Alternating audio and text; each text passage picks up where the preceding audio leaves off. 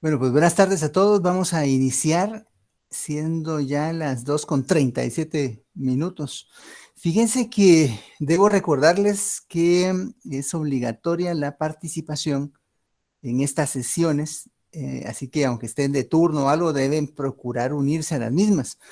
Recuérdense que queda grabada no solo la participación en las clases en los videos, sino que también queda grabada su asistencia, porque tienen que registrarse, así que a los que están presentes les pido que por favor se anoten aquí en el chat, y los que están de turno tengan algún problema para conectarse, por favor deben recordar que deben notificarlo para que entonces alguno de nosotros, los profesores, los anotemos o los registremos acá en el chat.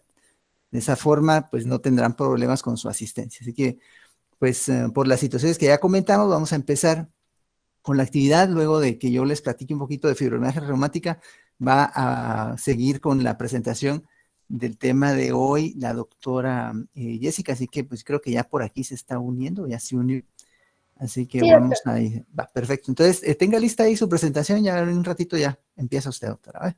Ok. Bueno, miren, saben, fíjense que cuando la doctora me contactó para ver de qué íbamos a hablar hoy, porque pues no está muy claro ahí en los capítulos del libro, yo le sugerí a ellas revisar 3 capítulos, pero me dio la impresión, no sé por qué, que había incluido en esos capítulos también el tema de fibromialgia reumática, que de hecho intencionalmente yo quería que pues lo discutiéramos el día de hoy, porque fíjense que es algo que es bastante frecuente y que pues desafortunadamente no, por lo menos que yo me recuerde en mis clases de externo, interno, residente, lo que quieran, nunca, jamás hablamos de fibromialgia reumática. Es más, en la mayoría de los congresos, pues tampoco recuerdo yo haber nunca tenido la oportunidad de ir a una plática de fibromialgia reumática. Tanto es así que pues cuando he tenido la oportunidad de platicar con los colegas reumatólogos, y les digo, miren, ¿ustedes qué opinan? O sea, ¿quién debe ver realmente a estos pacientes? Incluso entre ellos no se ponen de acuerdo, porque a ellos al final de cuentas los pacientes les llegan referidos de otras especialidades bajo la sospecha o con el diagnóstico de fibromialgia reumática ya efectuado, pero tampoco está muy claro que esto sea como tal una enfermedad reumatológica o propiamente inmunológica. Es más, pareciera ser que la mayor parte de los datos fisiopatológicos tienen que ver con alteraciones de la bioquímica neurológica de los pacientes, o sea, de situaciones de neurotransmisores y algunos temas de predisposición incluso genética a tener el problema. Y les decía que es importante revisarlo porque, como vamos a ver ahorita, fíjense que más o menos el 2% de la población mundial presenta esta condición, habiendo excluido otros diagnósticos, que obviamente pues esta situación debe ser un diagnóstico hecho por exclusión. Es decir, yo no puedo decirle a un paciente que llega con dolor ahí en articulaciones y cansancio, mire, de plano usted tiene fibromialgia. No, no puedo hacer eso. Lo que tengo que hacer es descartar otro montón de cuestiones que son más frecuentes o más severas o pueden tener un manejo distinto antes de decirle al paciente, mire, usted lo que tiene es fibromialgia reumática. Pero precisamente es importante poder hacer la conexión ahí neuronal nosotros también cuando estamos viendo a los pacientes para poder establecer correctamente el abordaje terapéutico también. Entonces, aunque el 2% de la población lo tiene, resulta que hasta un 20, o yo me atrevería a decir que hasta un 30% de los pacientes que tienen condiciones crónicas tienen este problema también. O sea, pacientes que tienen diabetes mellitus, pacientes que tienen cardiopatías, pacientes que tienen ansiedad, depresión, pacientes que tienen obesidad, pacientes que tienen alguna infección crónica, pacientes que tienen otras cosas, pueden tener asociado también esta situación. Así que es bastante frecuente. La relación que hay es de entre hombres y mujeres de 9 a 1. Aquí hay un error aquí porque es por cada varón hay 9 mujeres. Ahí es al revés la situación de como lo puse. Lo voy a corregir. Pero se asocia mucho a otras situaciones. Por ejemplo, a síndrome de intestino irritable, pacientes que tienen vejiga neurógena o pacientes que tienen vejiga hiperactiva, o síndrome de dolor pélvico crónico, síndrome de fatiga crónica, que es otra condición parecida, solo que sin tanto dolor articular o sin tanta mialgia, cefalea crónica, no propiamente migrañosa. Y fíjense que hasta hace algún tiempo la mayor parte de las asociaciones reumatológicas pues eran muy exigentes con la necesidad de establecer por lo menos 11 de los 18 puntos dolorosos para establecer el diagnóstico. Sin embargo, en la actualidad, pues no pareciera ser tan relevante o tan indispensable, mejor dicho, el hecho de poder establecer todos estos puntos dolorosos. Pero ustedes tienen sí que conocerlos, ¿no? Hay que palparle al paciente haciéndole una presión, digamos, no tan severa, pero tampoco tan suavecita ahí en los puntos que están señalados acá en la representación gráfica. Por ejemplo, en el área occipital, en las inserciones del músculo suboccipital, también en las inserciones del área de los trapecios o los músculos supraespinosos, en el área de los glúteos. En esta región hay que palpar y deprimir, de hecho, estas áreas para ver si el paciente se queja de dolor. Y generalmente el paciente se va a quejar de dolor cuando uno le palpa estas áreas, en el área cervical bajo, en la segunda costilla, en los epicóndilos o en las rodillas. Mientras más puntos dolorosos tengan los pacientes, más probabilidad va a tener de que tener este diagnóstico, obviamente unido a otras sintomatologías. Por ejemplo, el dolor que ya mencionamos, que es característico en esos puntos dolorosos, pero también puede haber dolor en otras áreas, dolor de cabeza, o sea, cefalea, puede haber lumbalgia también, que es uno de los temas que tenemos que discutir hoy, fatiga crónica. Los pacientes pueden tener con alguna frecuencia alteraciones neuropsicológicas, por ejemplo, tendencia a tener depresión, a tener ansiedad, a manejar mal el estrés, o incluso el estrés mismo puede ser un desencadenante, un precipitante de síntomas. Muchas veces se sobreponen con otros síndromes, como ya mencionamos, intestino irritable, cefalea crónica, alteraciones de otra índole, pues no necesariamente reumatológicas como tal, o condiciones más severas. Y dentro de las condiciones psicosociales resulta ser un poco más frecuente también en pacientes que tienen problemas de tipo socioeconómico, o sea, pacientes que no tienen trabajo, pacientes que viven digamos, en un ambiente muy hacinado, sin acceso a recursos, o sea, sin agua, sin condiciones buenas de vida. O sea, eso también pareciera estar relacionado con una mayor probabilidad de presentar la patología. Al final de cuentas, los pacientes realmente no pueden vivir en paz, o sea, no duermen bien, se sienten mal todo el tiempo, se levantan por la mañana ya de mal humor, se levantan con dolor de cabeza, les duele todo el cuerpo, no pueden caminar, no pueden hacer ejercicio porque de alguna forma el ejercicio mismo les exacerba los síntomas. O sea, cuando uno les pide, mire, pues haga, por lo menos camine un poco, es que doctor, es que hago ejercicio y estoy peor, o sea, me empeora todo. Aunque vamos a ver que también el ejercicio es importante como parte del manejo, pero es muy frecuente que estos pacientes se quejen de más molestias luego de hacer ejercicio. Entonces, su capacidad funcional se ve afectada, o sea, su calidad de vida, todas las situaciones que ellos tienen que vivir diariamente, pues se ve muy, muy afectada en su desarrollo. ¿Qué tenemos que hacer nosotros entonces, como habíamos dicho, para establecer el diagnóstico? Lo vamos a hacer por exclusión. Aquí no es que solo estas situaciones puedan dar cuadros parecidos a fibromialgia, pero es importante descartarlas para precisamente poder establecer el diagnóstico. O sea, yo tengo que estar seguro que el paciente no tiene alguna condición inflamatoria crónica, como artritis inflamatoria, como artritis reumatoide, espondiloartritis, polimialgia reumática, que no es lo mismo que fibromialgia reumática, es otra cosa. Síndrome de Sjögren e infecciosas. Los pacientes que tienen hepatitis C, que tienen también un estado como de inflamación crónica, pueden tener síntomas muy parecidos.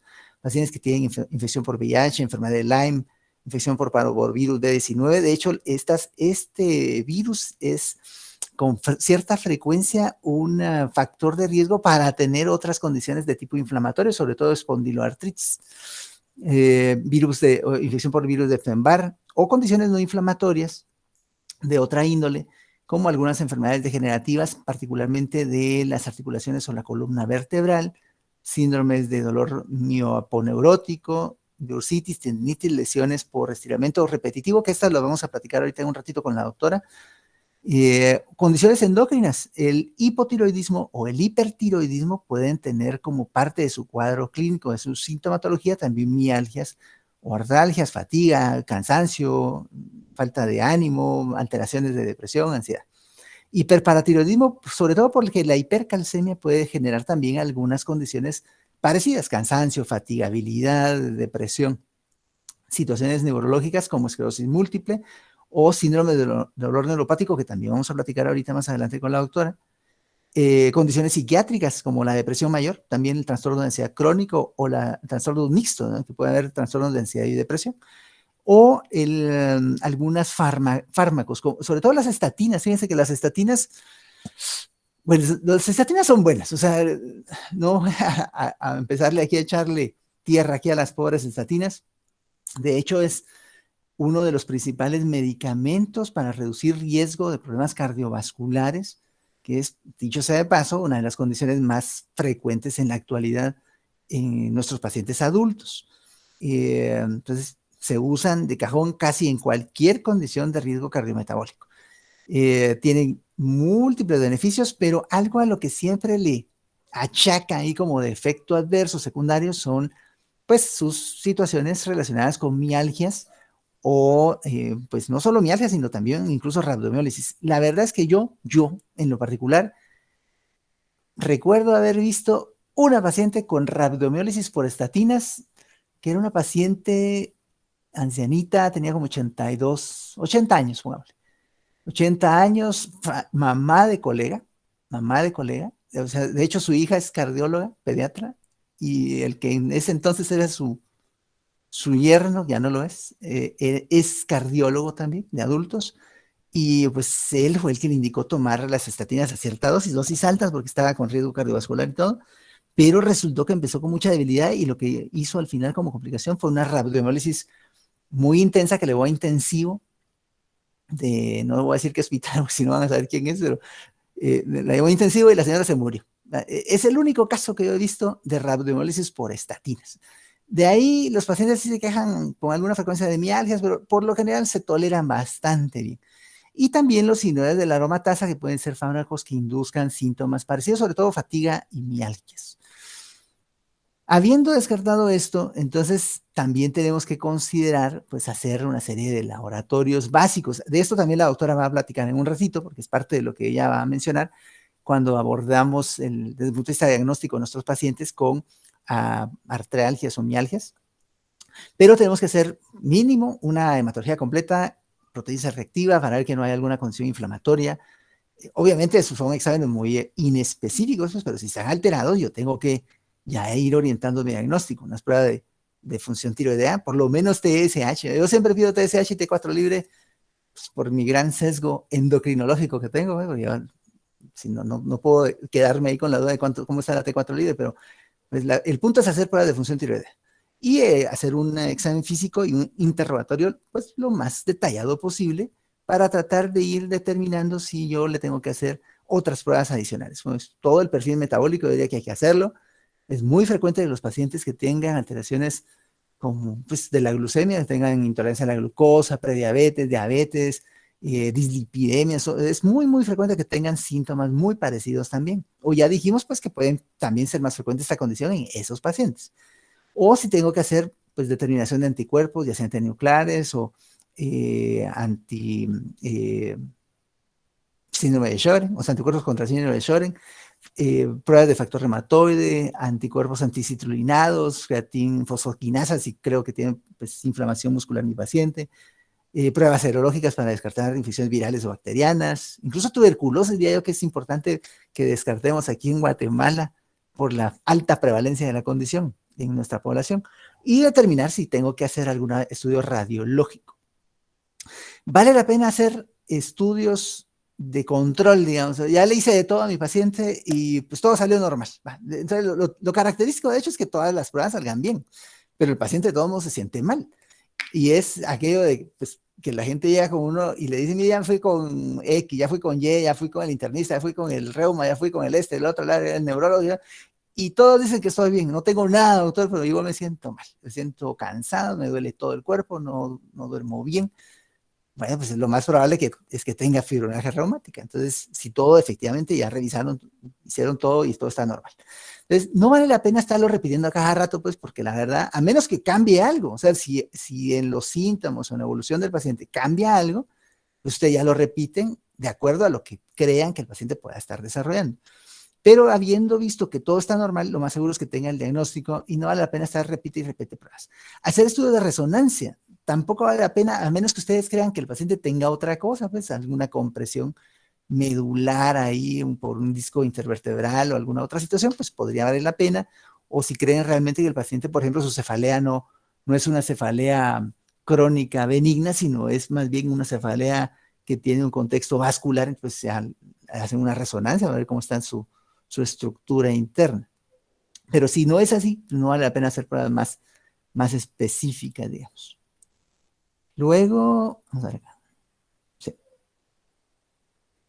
Doctor, ¿puedo mencionar algo antes de que continúe? Sí, doctor, ya voy a terminar. Si quieren, me da 2 minutos. Ya termino. De acuerdo. Muy bien. Entonces, miren, pues, decíamos que el manejo de estos pacientes debe ser integral. O sea, al final de cuentas, pues es difícil porque los pacientes, como les decía, ya van han ido, mejor dicho, con muchos médicos, muchos colegas los han visto y tal vez no le han logrado establecer o explicar adecuadamente qué es lo que tiene, cuál es el plan, qué es lo que se espera de la evolución. Tal vez aquí lo más importante, si alguna vez ustedes tienen que ver a un paciente con fibromialgia reumática o están diagnosticándosela, es que le logren transmitir la certeza o la confianza de que no tienen algo grave que los ponga en riesgo de muerte. O sea, no se van a morir por esto. Es molesto, sí, es difícil, es algo crónico, es algo con lo que van a tener que aprender a vivir, sí. Pero no es algo de lo que se van a morir, pues, o sea, ya con eso el paciente empieza a sentirse bien. Si ustedes le logran transmitir esa confianza y seguridad, y encima, ustedes le logran también transmitir al paciente que tienen un plan, que hay un camino que pueden recorrer y que ustedes están dispuestos a recorrerlos juntos con ellos, pues ya el paciente se va calmando un poco y ya va como, pues también abriendo un poco la oportunidad, digamos, a mejorar. ¿Por qué es importante? Porque fíjense que al final no es, bueno, tome tal cosa y ahí regresa otro día o ya no lo quiero ver, o sea, no es solo de recetar un medicamento.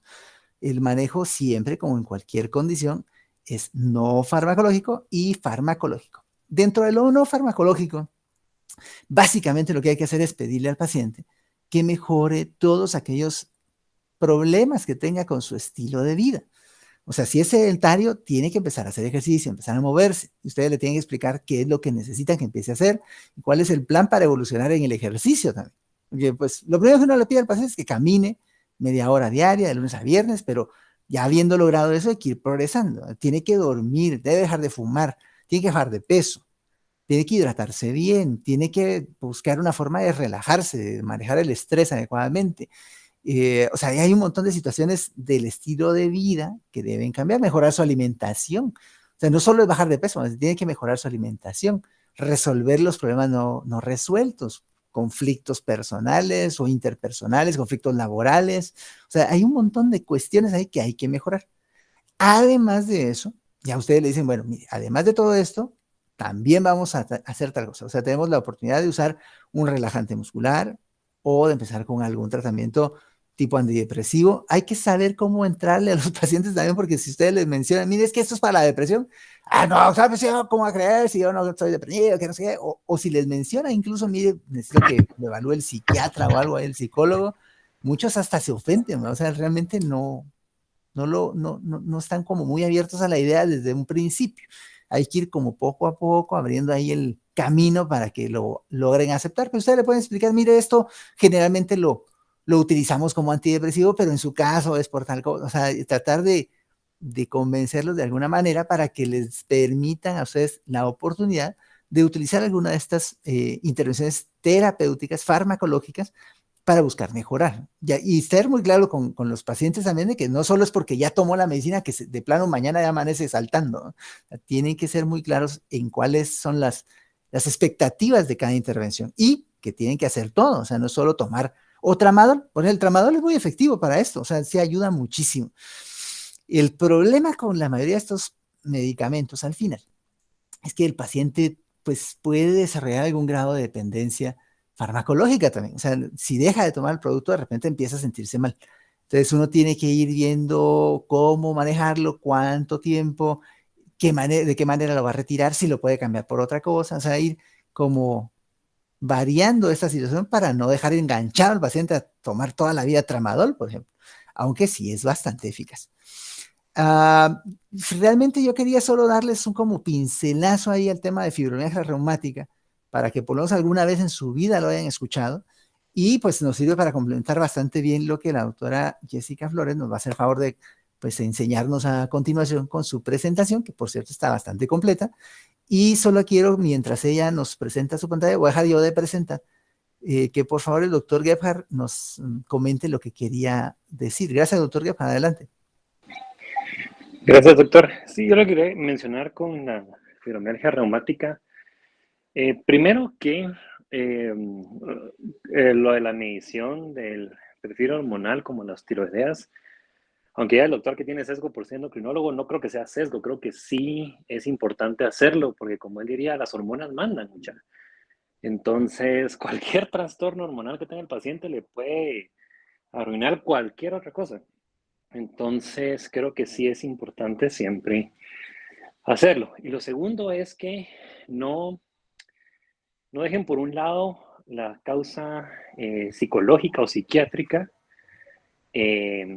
como causa de la fibromialgia. Se los digo porque es muy fácil decir, ¿cómo se llama? No, seguramente tiene algo más orgánico y no es un tema psicológico psiquiátrico que pueda tener el paciente, ¿verdad? O a veces lo ponen como que es la salida fácil, decir que es el estrés, decir que es ansiedad, decir que es depresión, en lugar de buscar algo más. Yo no estoy en contra de buscar algo más, pero en mi experiencia, esto es experiencia personal, de los pacientes que he tenido con fibromialgia reumática, la gran mayoría, sí, su problema es psicológico o psiquiátrico, ¿verdad? O vienen acarreando algún problema desde mucho antes y así se está manifestando, o tienen ya de trastorno depresivo mayor, o un trastorno de ansiedad generalizada, ¿verdad? O cualquier otra situación. Y esa es la causa, incluso hasta cosas sencillas como problemas económicos, como problemas familiares que puedan repercutir en la psique del paciente, pueden manifestarlo de esta manera. Entonces, no lo dejen como una salida fácil o, es lo sencillo, o, todos le vamos a echar la culpa al estrés. O sea, sí puede pasar. Entonces, también consideren esta opción como algo fuerte, ¿verdad? Como una causa también igual que las otras del mismo peso de esta enfermedad.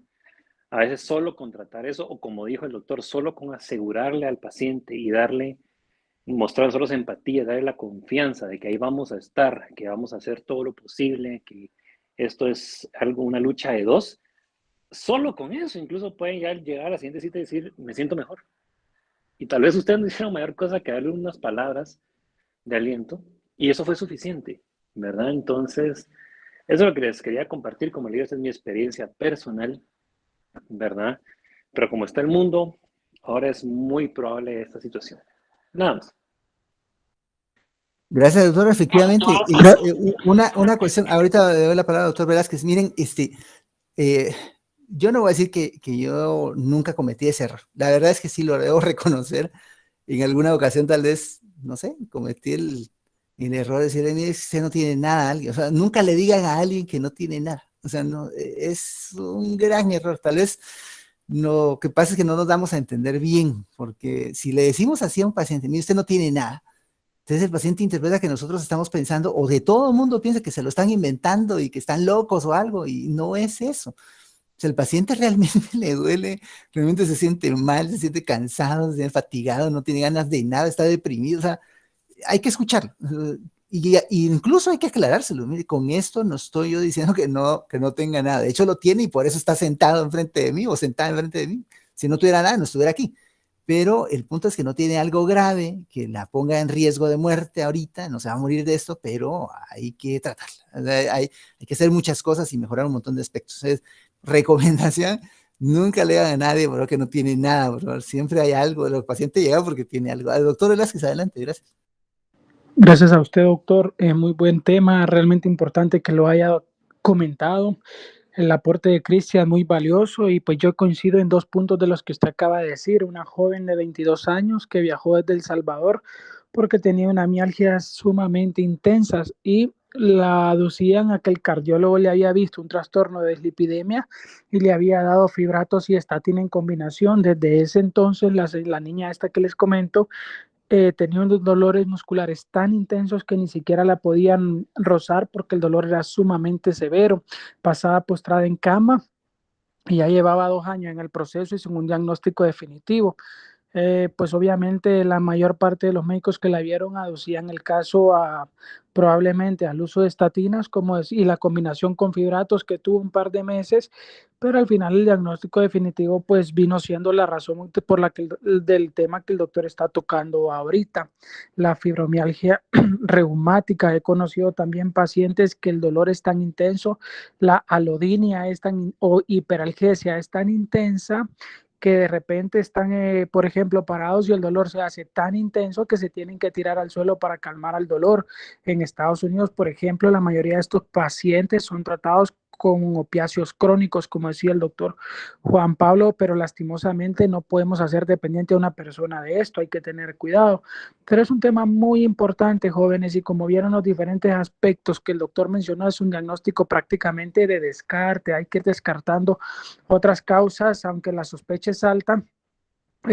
Cuando la sospecha es alta, pues lo podemos considerar, pero sí, muchas veces tenemos que hacer uno u otro diagnóstico de descarte. Y actualmente un fármaco que viene en combinación de amitriptilina con clordiazepóxido está tomando mucho auge para poder tratar a los pacientes con fibromialgia reumática. Y es difícil porque uno ve al paciente y dice, pero si usted no tiene nada, ¿qué le puedo tratar o qué le puedo dar? Lo suyo es mental, como decía el doctor o como decía Gerhard, pero no, hay que tener ese cuidado y esa empatía porque definitivamente la carga emocional o sentimental que este paciente pueda estar pasando también influye mucho en el desarrollo de estos síntomas.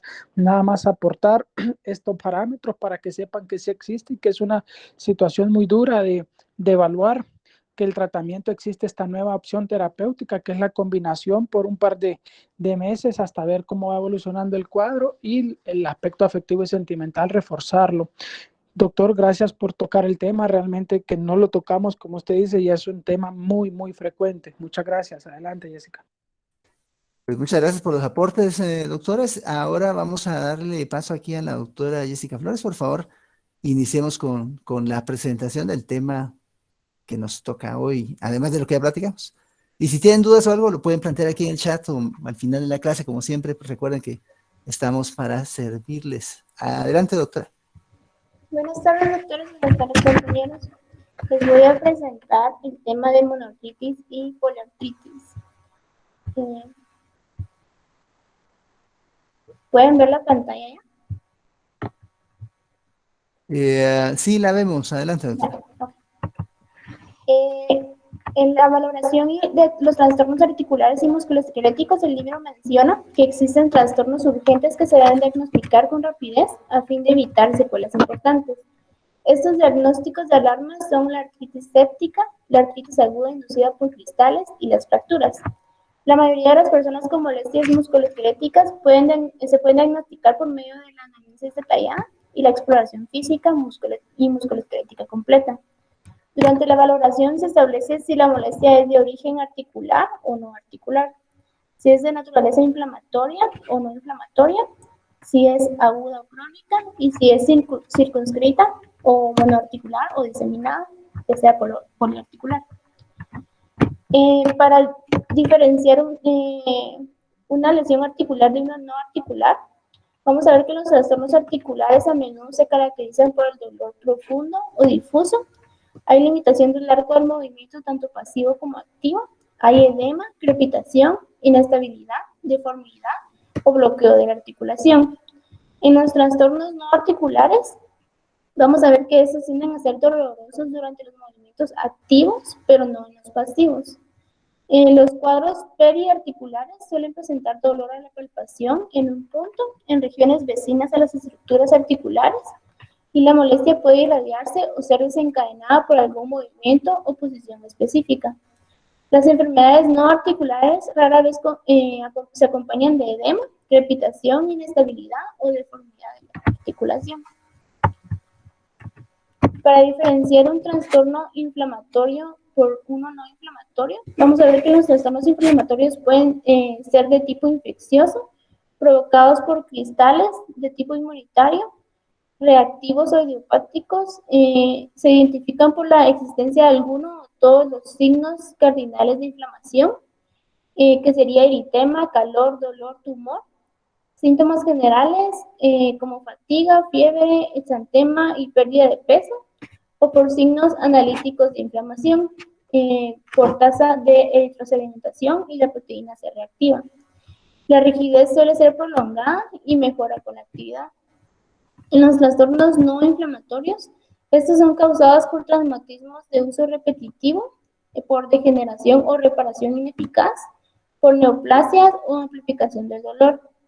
Se caracterizan por dolor sin que existan signos inflamatorios o sistémicos, por rigidez. Esta va a ser intermitente, de duración más corta y se va a exacerbar por la actividad, y por estudios de laboratorio negativos o normales. En la anamnesis vamos a necesitar algunos datos adicionales que nos van a aportar pistas importantes para el diagnóstico. Estos pueden ser el aspecto del perfil del paciente, cronología de los síntomas, magnitud de la afección de las articulaciones y la presencia de factores desencadenantes. Con relación al perfil del paciente, según la edad, vamos a ver que las personas jóvenes van a sufrir más comúnmente lupus eritematoso sistémico, artritis reactiva. En la edad madura se va a sufrir más de fibromialgia, artritis reumatoide, y en los ancianos osteoartritis y polimialgia reumática.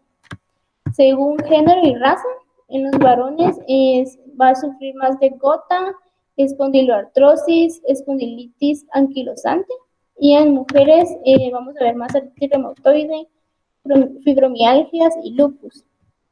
En las personas caucásicas va a ser más común la polimialgia reumática, arteritis de células gigantes, granulomatosis con poliangitis, y en los estadounidenses de raza negra va a ser más común la sarcoidosis y el lupus eritematoso sistémico.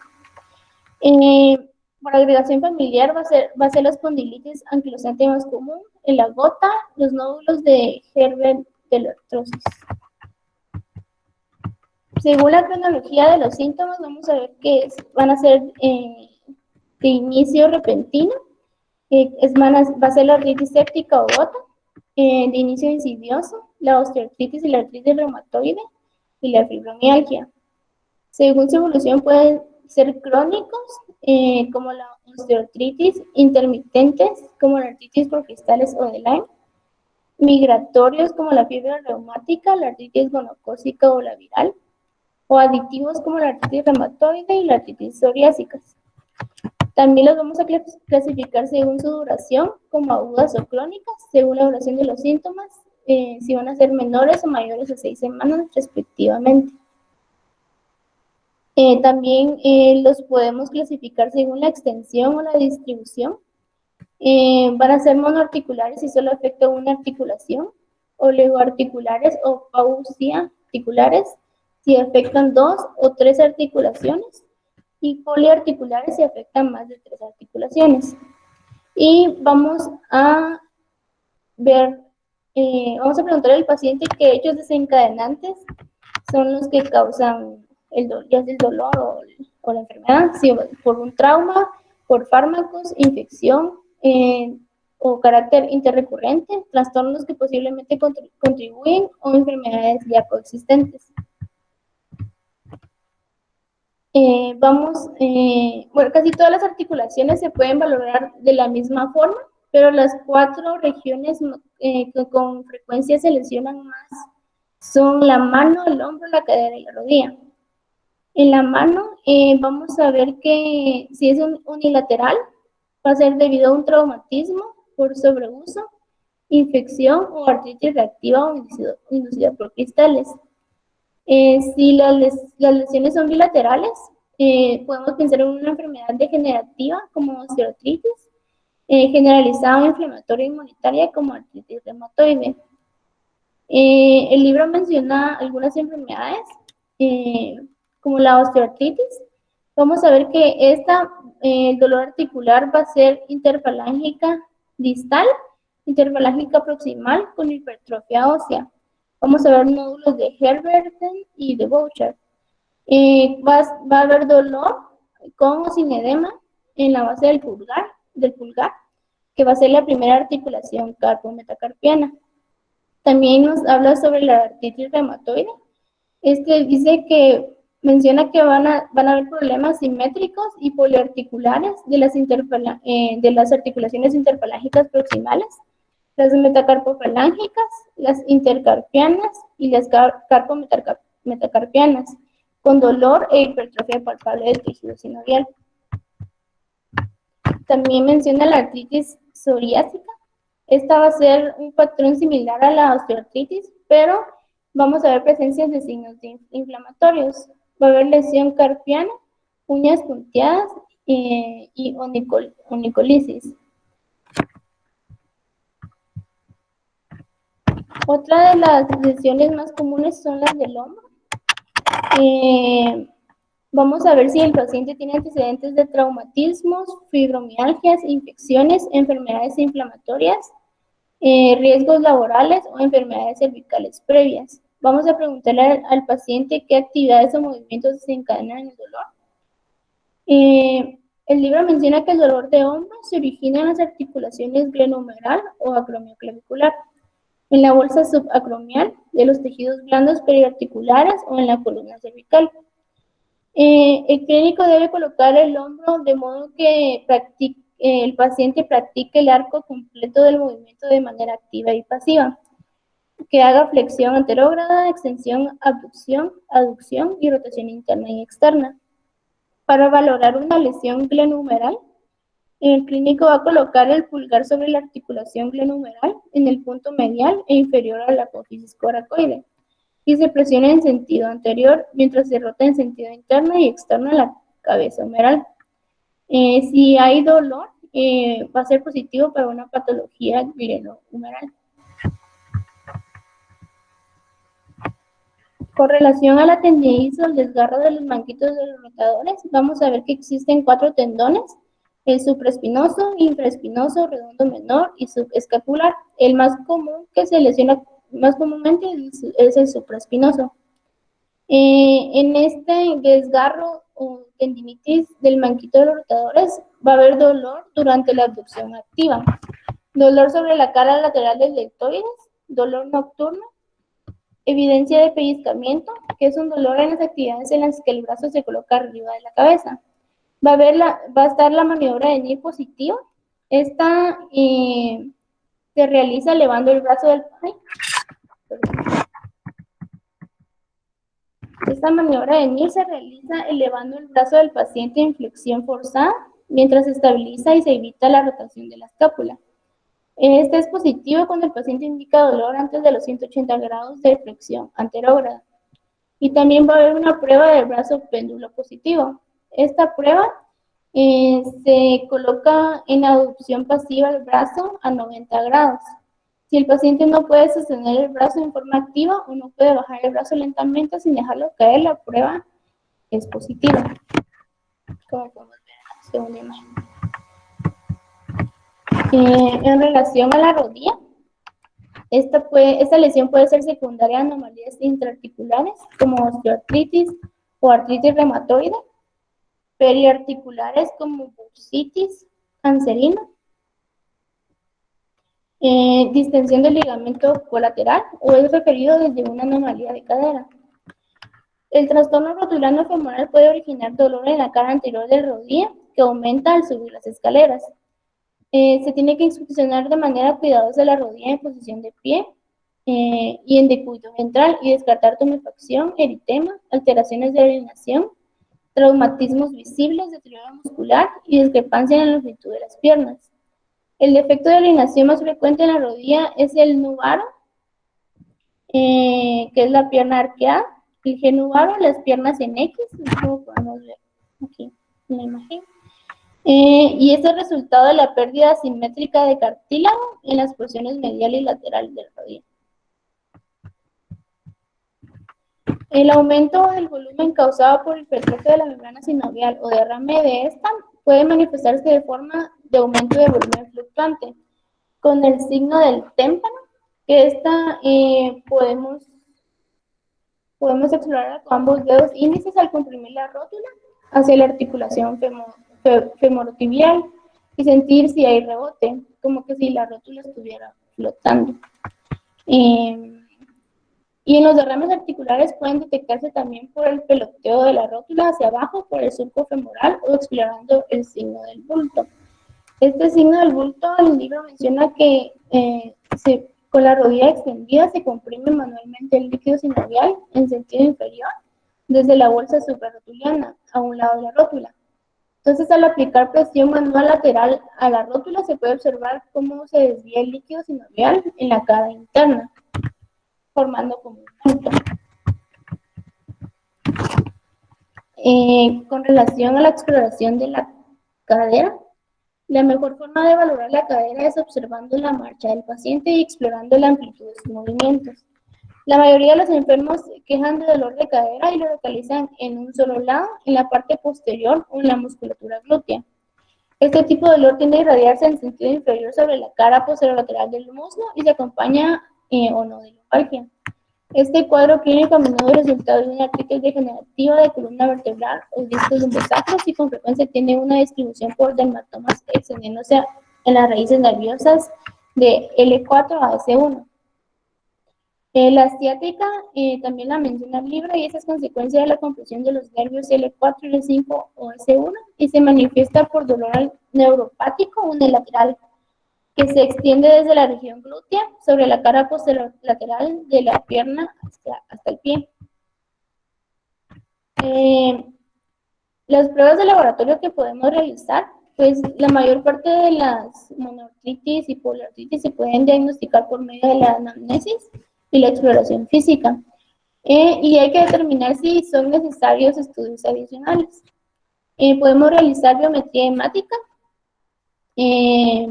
Lo más importante sería un recuento diferencial de leucocitos y un indicador de fase aguda de inflamación como tasa de eritrosedimentación o proteína C reactiva. También podemos valorar el ácido úrico para ver si hay gota, si existe gota, y a realizar pruebas serológicas como factor reumatoide, anticuerpos contra péptido cíclico citruliano, anticuerpos antinucleares, concentración de complemento, anticuerpos citoplasmáticos contra neutrófilos o anti-Lyme y la concentración de antireceptor-lisinado. Solo se realizan cuando existen datos clínicos que sugieren un diagnóstico, porque tienen un valor predictivo muy reducido cuando se utilizan con fines solo de detección. El libro menciona algunas pruebas para algunas enfermedades como la artritis reumatoide. Podemos valorar la IgM de factor reumatoide. Este va a ser positivo en el 80% de los casos. También podemos valorar los anticuerpos contra péptido cíclico citruliano. En el lupus eritematoso sistémico podemos valorar los anticuerpos antinucleares. Esta va a ser muy sensible pero poco específica. La prueba positiva de anticuerpos antinucleares podría depender de la magnitud del título y de las características observadas en la microscopía de inmunofluorescencia. Vamos a ver una imagen periférica o de aureola y esta va a ser muy específica y sugerente de lupus. También podemos realizar aspiración de líquido sinovial. Eso está indicado para monoartritis agudas, artropatía infecciosa o inducida por cristales. El líquido inflamatorio va a ser turbio amarillento con leucocitos de 2000 a 50.000 a 50.000 células con predominio de polimorfonucleares y va a haber una baja viscosidad. En el líquido séptico, este va a ser opaco, purulento, con leucocitos mayores a 50.000 células y van a haber predominio de polimorfonucleares y va a haber una baja viscosidad. Si se llegara a sospechar de infección, se debe realizar gramo cultivo del líquido sinovial. En los estudios de imagen podemos utilizar ecografía Esta va a ser útil para detectar anomalías de los tejidos blandos, como tensinitis, bursitis y neuropatías por atrapamiento. Podemos utilizar también gammagrafía con isótopos radioactivos. Va a tener mayor utilidad en la valoración del cuerpo completo, su grado de distribución de las lesiones esqueléticas, neoplasias, enfermedad de Paget, y para valorar a los pacientes con poliartralgias no diagnosticadas buscando artritis oculta. También podemos utilizar TAC. Vamos a visualizar detalladamente el esqueleto axial y valorar de manera más eficaz las articulaciones difíciles de visualizar con una radiografía normal. Podemos visualizar síndromes de lumbalgia, sarcoiditis, osteoma y fracturas por fatiga. También podemos utilizar resonancia magnética. Esta tiene ventaja de generar imágenes en múltiples planos con detalle anatómico fino y resolución por contraste. Esta, según el libro, es la técnica preferida.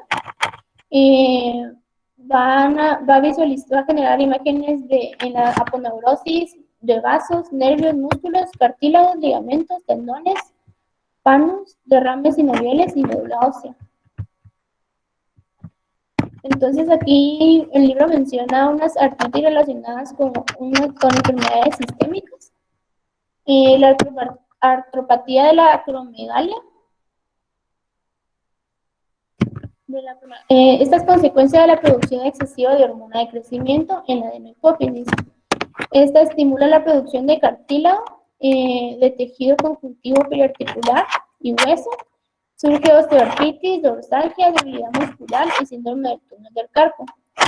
Esta afecta rodillas, hombros, caderas y manos de una o varias articulaciones. Se puede identificar cristales de pirofosfato de hidrato de calcio de arteriopatía por acromegalia. Cuando se desprenden de manera intraarticular pueden desencadenar crisis de pseudogota. Esta enfermedad va a tener hipertrofia de manos y pies con proliferación de tejidos blandos, dedos engrosados y falanges distales que tienen un contorno en picos de penacho. También menciona la artropatía por hemocromatosis. Este trastorno es un trastorno de almacenamiento de hierro. Guarda semejanza con la osteoartritis, ya que afecta articulaciones pequeñas de las manos y después afecta a las de mayor tamaño como rodillas, tarsos, escápulas y caderas. La segunda y la tercera articulación metacarpofalángica de ambas manos son las primeras que se afectan. Este es un dato importante y de posibilidad de presentar hemocromatosis porque no son habitualmente afectadas. Esta enfermedad va a tener rigidez matutina moderada y dolor, aumento de volumen y sensibilidad al tacto. En las radiografías vamos a ver disminución en el espacio intraarticular, como podemos ver acá, 2 y el 3. Esclerosis y quistes subcondrales con proliferación yuxtaarticular del hueso y osteofitos con forma de gancho. En los laboratorios vamos a ver saturación de transferrina sérica alta y va a ser sugerente del diagnóstico. En la artropatía hemofílica va a haber ausencia o deficiencia del factor 8 y 9 y pueden ocasionar artritis deformante. Esta se manifiesta en los primeros 12 meses de vida. Afecta las rodillas, tarsos, codos, hombros y caderas. En su fase inicial, vamos a ver que va a ser una articulación caliente, tensa, inflamada y dolorosa. Se conserva la articulación en flexión y se evita movimiento. La sangre sinovial es líquida, esa se reabsorbe en una semana. La función articular se vuelve normal en 2 semanas. También hay una disfunción musculoesquelética por el paso de sangre al interior del músculo y tejidos blandos. La hemorragia en un compartimiento cerrado puede ocasionar necrosis muscular, neuropatía y deformidades. Cuando se sospecha de una articulación infectada, se debe aspirar y cultivar. Es importante corregir la deficiencia del factor de coagulación antes para llevar al mínimo el riesgo de hemorragias traumáticas. En la artropatía relacionada con hemoglobinopatías, En la drepanocitosis, esta va a suceder en niños menores de 5 años y puede presentar hinchazón, dolor a la palpación, calor de manos y pies con duración de 1 a 3 semanas. Las crisis drepanocíticas se acompañan de dolor periarticular y derrame articular. Las rodillas y los codos son las estructuras más afectadas. Se acompaña de infarto óseo, que es consecuencia de oclusión vascular causada por la forma drepanocítica de los eritrocitos, ¿sí? En forma de oso. En los niños, el infarto de la lámina de crecimiento epifisiario interfiere en el crecimiento normal de la extremidad afectada. Los trastornos musculoesqueléticos acompañados de hiperlipidemia. Los sujetos con hipercolesterolemia familiar pueden presentar poliartritis migratoria recurrente que abarca rodillas u otras articulaciones periféricas grandes. Pueden estar calientes, eritematosas, hinchadas y dolorosas al tacto. La artritis por lo común inicia de forma repentina y dura unos días o 2 semanas y no daña la articulación. La tendinitis de Aquiles suele anteceder a la aparición de los xantomas y tal vez constituyen el primer signo clínico de hiperlipoproteinemia. Con el tiempo, algunos pacientes presentan xantomas tendinosos en los tendones de Aquiles, rotuliano y extensores de las manos y pies. Algunos pacientes experimentan dolor articular intenso, rigidez matutina, dolor al tacto y perestesias periarticulares. Su tratamiento va a ser con antiinflamatorios no esteroideos o analgésicos y hipolipemiantes. Con relación a la artropatía neuropática, también llamada articulación de Charcot, esta se presenta con destrucción progresiva que se acompaña de pérdida de la sensación dolorosa o propiocepción o ambas.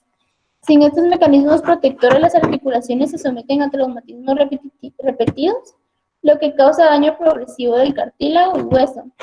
La diabetes mellitus es la causa más frecuente de esta entidad patológica. Esta suele comenzar en una sola articulación. Esta se agranda poco a poco por la proliferación ósea excesiva y el derrame sinovial. En la cavidad intraarticular se palpan osteofitos. Conforme evoluciona se presentan inestabilidad, subluxación y crepitaciones articulares. Las articulaciones que tienen daño con más frecuencia son las tarsianas y la tarso-metatarsiana. El colapso de los huesos del tarso origina convexidad de la planta del pie y esto se le llama pie enmecedora. El diagnóstico va a ser con clínica y hallazgos radiográficos. En los hallazgos radiográficos vamos a ver angostamiento de los espacios intraarticulares, esclerosis del hueso subcondral, osteofitos, derrames articulares y cambios destructivos e hipertróficos.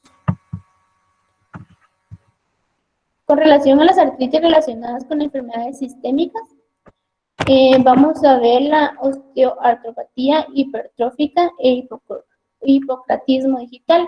Esta puede ser primaria o secundaria. La primaria inicia en la niñez. Hay hipocratismo digital, periostitis y signos poco comunes de la piel.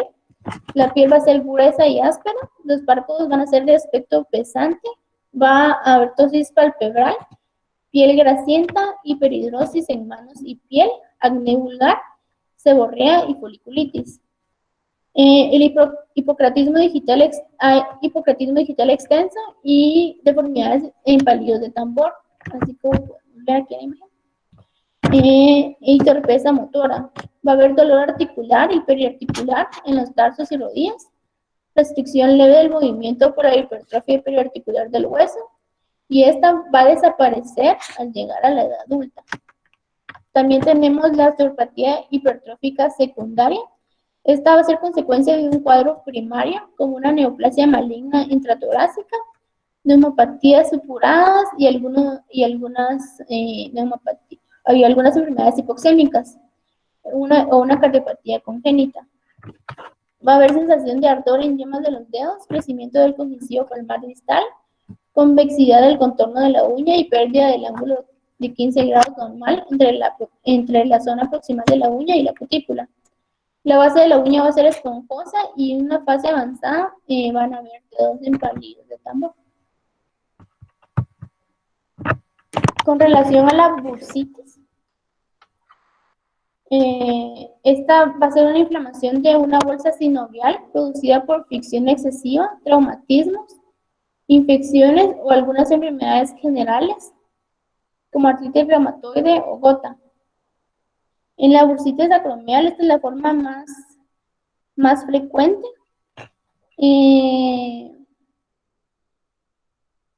Esta se encuentra entre la superficie inferior del acromión y la cabeza del húmero y está cubierta por el músculo deltoides.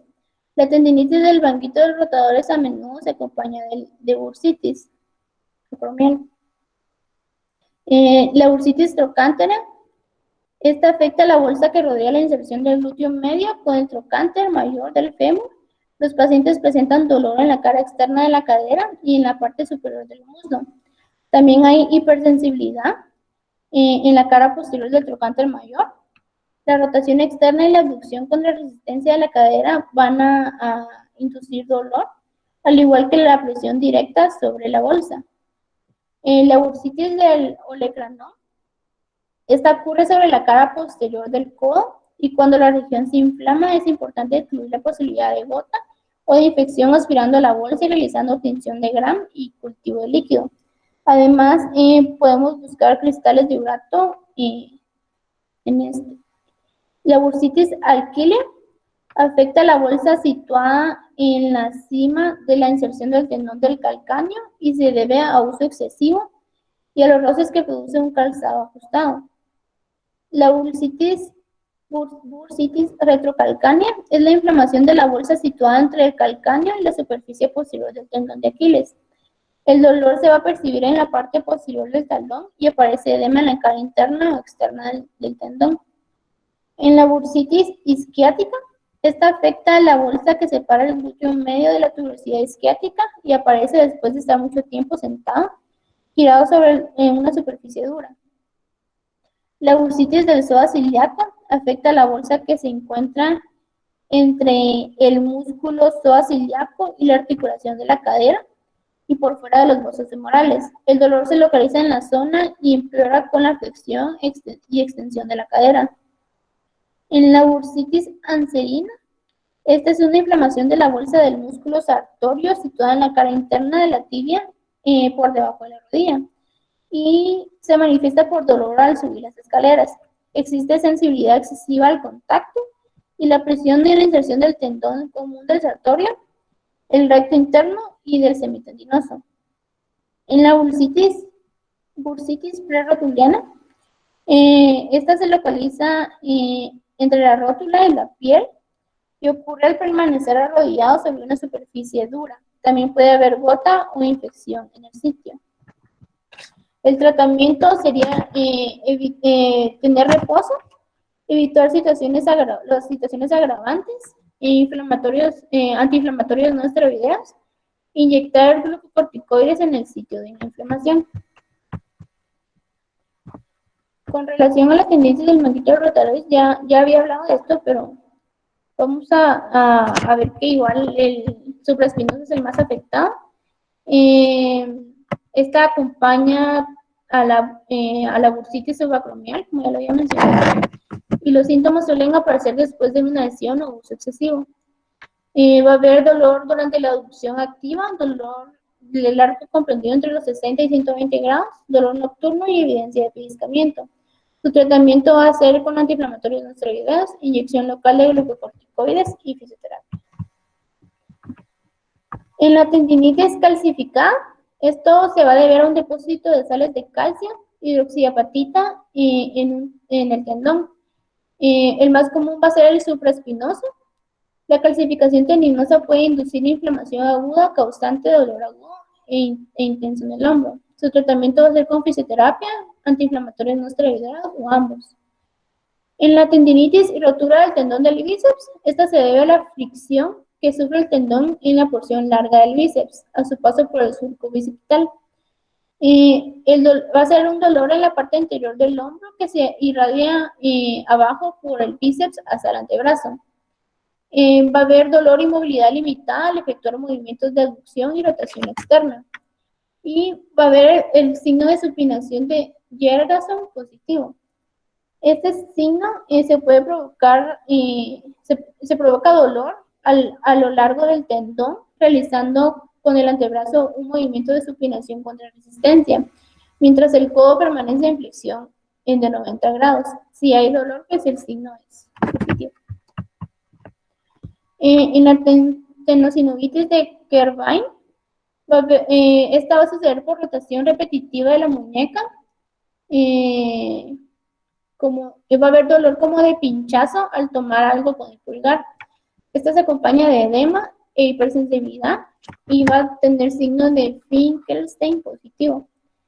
En este se le pide al paciente que apoye el pulgar sobre la palma de la mano y luego que cierre los dedos, así como podemos ver en la imagen. Se le pide al paciente que gire la muñeca en sentido cubital, lo cual provoca el dolor en la vaina tendinosa.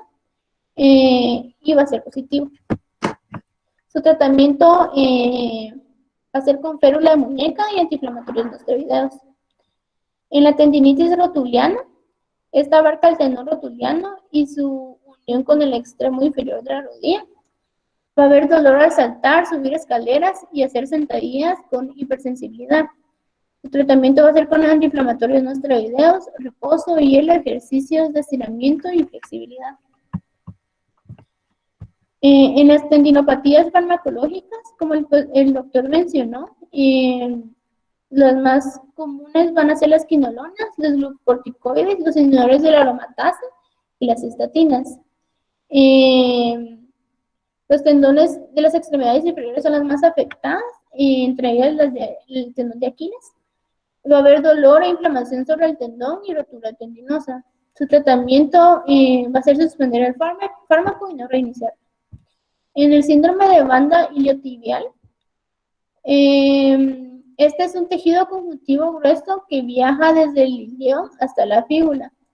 Va a haber dolor, ardor. Los factores predisponentes van a ser alineación en bar de la rodilla, correr distancias muy largas, zapatos mal ajustados, correr sobre terreno irregular. Su tratamiento va a ser reposo, antiinflamatorios no esteroideos, fisioterapia, corregir los factores de riesgo. Y si en un año no hay mejoría, se va a necesitar liberación quirúrgica de la banda iliotibial. En la capsulitis adhesiva, o también llamada hombro congelado, va a haber dolor y limitación de los movimientos del hombro. Esta puede aparecer después de una bursitis o una tendinitis del hombro, o asociarse a ciertos procesos como enfermedades pulmonares, infarto de miocardio o diabetes mellitus. La inmovilidad prolongada del brazo favorece esta capsulitis. La cápsula del hombro está engrosada y puede haber infiltrado inflamatorio acompañado de fibrosis. Su tratamiento va a ser fisioterapia, inyecciones locales de glucocorticoides y antiinflamatorios no esteroideos. En la epicondilitis externa o codo de tenista, este afecta a tejidos blandos de la cara externa del codo. Aparece después de movimientos repetitivos de extensión y supinación de la muñeca contra resistencia. En el tenis, la lesión suele producirse al golpear de revés con el codo en flexión. Su tratamiento va a ser reposo, antiinflamatorios no esteroideos, ultrasonido, hielo, masajes de fricción, y cuando es intenso se puede colocar el codo en flexión a 90 grados en un cabestrillo. En la epicondilitis interna, es un síndrome por uso excesivo que produce dolor en la parte interna del codo con irradiación al antebrazo. Va a ser por ejecución repetida de movimientos, pero esta va a ser de flexión y pronación de la muñeca, así como en el swinging del golf y los lanzamientos de béisbol. Dan lugar a microdesgarros y tejidos de granulación. Su tratamiento va a ser con antiinflamatorios no esteroideos, fricciones, ultrasonido, hielo, férula, infección de glucocorticoides, reposo por lo menos de un mes, fisioterapia una vez que remite el dolor, y si en un año no hay alivio, se puede liberar quirúrgicamente el músculo flexor en su origen. Y por último, la fascitis plantar. Este dolor se origina en el sitio en el que la fascia plantar se une a la tuberosidad interna del calcáneo. Los factores que lo agravan van a ser la obesidad, el pie plano, el pie cao, la limitación de la dorsiflexión del tobillo, el calzado inadecuado. También existe dolor intenso en los primeros pasos al levantarse por la mañana. Su tratamiento va a ser hielo, calor, masaje, estiramiento y eliminación de las actividades que pueden agravar la fascitis plantar. Férula nocturna para conservar el tobillo en posición neutra. También se puede utilizar un lapso breve de antiinflamatorios no esteroideos y inyecciones locales de glucocorticoides.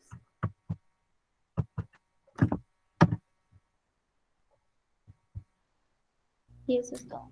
Perfecto, doctora. Miren, aquí, de nuevo, con todo lo que platicamos al principio y lo que la doctora Flores nos hizo favor de recalcar aquí en la segunda parte de la intervención de hoy, quedan claras varias cosas. Primero, las artralgias o las molestias articulares pueden representar trastornos locales, es decir, problemas que afectan o atañen únicamente a la articulación que está involucrada, y de acuerdo a eso uno va, pues no solo pensando en las posibles causas, sino también sabiendo qué pruebas debe hacer o cómo va a intervenir.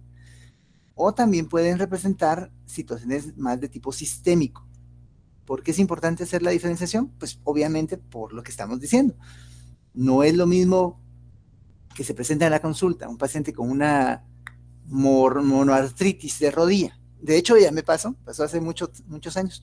Llegó una paciente diabética, y por eso les digo que es importante que sepan eso, porque hagan lo que hagan, o sea, por lo que vayan, tal vez son ginecólogos, pero su paciente va a llegar con ustedes a su consulta y va a aprovechar para contarle, mire doctor, fíjese que también le quería contar, o mire doctora, fíjese que también le quería contar que me duele la rodilla desde hace un año, y bueno, estaba esperando venir con usted para contarle. Esas son las consultas clásicas de los pacientes crónicos. Entonces van a aprovechar para estar con ustedes y bueno, ni modo que solo recetarle, tome ibuprofeno y ahí me cuenta dentro de un año cuando venga a hacerse el Papa Nicolau otra vez. No, uno tiene que tener una orientación o darle una orientación al paciente, saber cómo proceder. Entonces, resulta que esa paciente llegó por diabetes, iba descompensada, pero me comentó dentro de sus antecedentes que tenía diagnóstico de artritis reumatoide, y entonces le dije, mire, ¿y cómo le hicieron? O sea, ¿dónde la están viendo? ¿Qué criterios tiene para artritis? ¿Qué le están dando y todo? Y cuando empecé a indagar un poquito más profundamente en el problema específicamente de la artritis reumatoide, resulta que la señora lo único que tenía era una monoartritis de rodilla derecha. Al final de cuentas, no tenía artritis reumatoide y le estaban dando incluso metotrexate y otros medicamentos modificadores de enfermedad y nada que ver. O sea, se la refería al final a un colega reumatólogo para que la revisara, porque es más fácil decirle a alguien que tiene algo que convencerlo de que no lo tiene. Eso también se van a ir dando cuenta ustedes conforme van avanzando con su carrera profesional. Si a alguien le dicen, con los marcadores tumorales, por eso es el problema de mandar a hacer marcadores tumorales así a diestra y siniestra, porque de repente alguien mira que me salió alto el 125, el límite es 30 y tiene 31. Entonces, mire, doctor, de plano tengo cáncer de ovario. Ya va muy angustiada la gente. Es mucho más sencillo, o mejor dicho, es muy complicado sacarle de la cabeza a un paciente o una paciente que tiene un problema tal. Entonces al final la referí, no tenía eso, tenía un problema ahí local por un daño crónico en su rodilla secundario, un trauma que había tenido hace mucho tiempo. De hecho ni se acordaba la señora que había tenido un problema y no era eso. Pero el punto es ese. Hay problemas locales y hay problemas sistémicos. Entonces, sabiendo eso, o teniendo eso como principio, ustedes deben ir ya orientando su proceso de diagnóstico, qué le van a pedir, qué no le van a pedir y cómo lo van a tratar. La lumbalgia afecta también a muchos pacientes, doctores y doctoras. Es bastante frecuente y va aumentando su prevalencia con la edad. Si hablamos de pacientes abajo de 20 años, casi ninguno tiene lumbalgia. Pero si hablamos de pacientes arriba de 40, yo diría que ya más o menos, no sé, un 20 o 30%. Y si son arriba de 60, 70% tienen lumbalgia crónica. Y ahí no solo tampoco de restar un analgésico. Hay que hacer ejercicios, recomendar una serie de intervenciones también que tienen que ver con estilo de vida para ayudarle a mejorar la lumbalgia.